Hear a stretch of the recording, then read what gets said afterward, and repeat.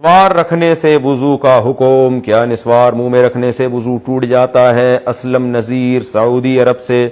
اسلم بھائی، نسوار، پان، گٹکا اچھی چیزیں نہیں ہیں، منہ میں رکھنے کی چیزیں نہیں ہیں، تھو تھو کرنے کی چیزیں ہیں، لیکن بہرحال اگر کوئی منہ میں نسوار رکھ لے تو اس سے وضو نہیں ٹوٹتا۔ البتہ نماز سے پہلے اچھی طرح کلی کریں تاکہ اسمیل نہ آئے، کیونکہ نبی صلی اللہ علیہ وسلم نے کچے پیاز کی اسمیل کو برداشت نہیں کیا، تو نسوار اور یہ جو گٹکے مٹکے ہوتے ہیں ان کی تو اور زیادہ گندی بو ہوتی ہے۔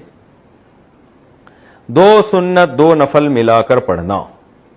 ظہر اور مغرب کی فرض نماز کے بعد جو دو سنت اور دو نفل نماز ہوتی ہے، کیا اسے ایک ساتھ ملا کر 4 رکعت پڑھ سکتے ہیں؟ اگر پڑھ سکتے ہیں تو اس کی نیت کیسے کریں؟ محمد وسیم انڈیا سے۔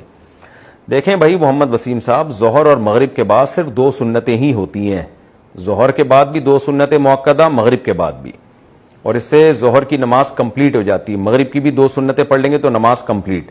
اس کے بعد 2 نفل کوئی نبی صلی اللہ علیہ وسلم سے الگ سے ثابت نہیں ہے۔ ہاں 6 رکعت نفل ثابت ہے، تو آپ 6 کے بجائے 2 پڑھ لیں، 4 پڑھ لیں، تو پھر وہ 2 کا عدد کوئی خاص نہیں ہے، جتنی چاہیں پڑھیں آپ۔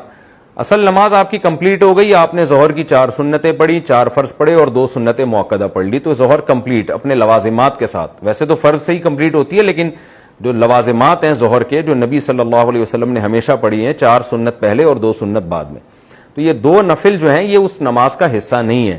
نفل کی تو کوئی حد نہیں ہے، آپ 2 پڑھیں، 4 پڑھیں، 8 پڑھیں، 2 بھی پڑھ سکتے ہیں، 4 بھی پڑھ سکتے ہیں۔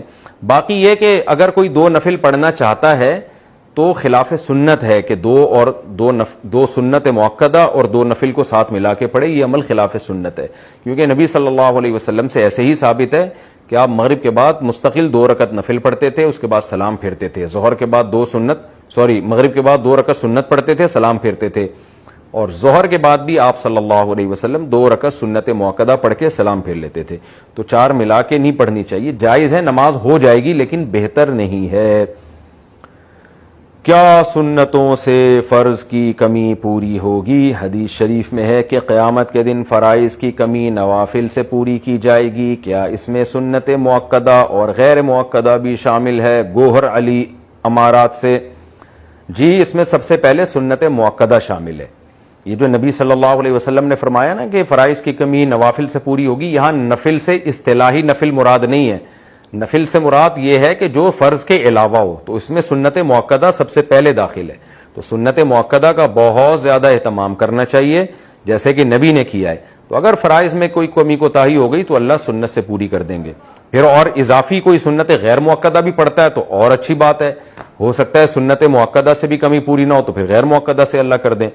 تو اللہ کی رحمت سے کیا بعید ہے، جتنی نماز پڑھیں گے آپ ہی کو فائدہ ہوگا، قیامت میں آپ ہی کو اس کا اجر ملے گا۔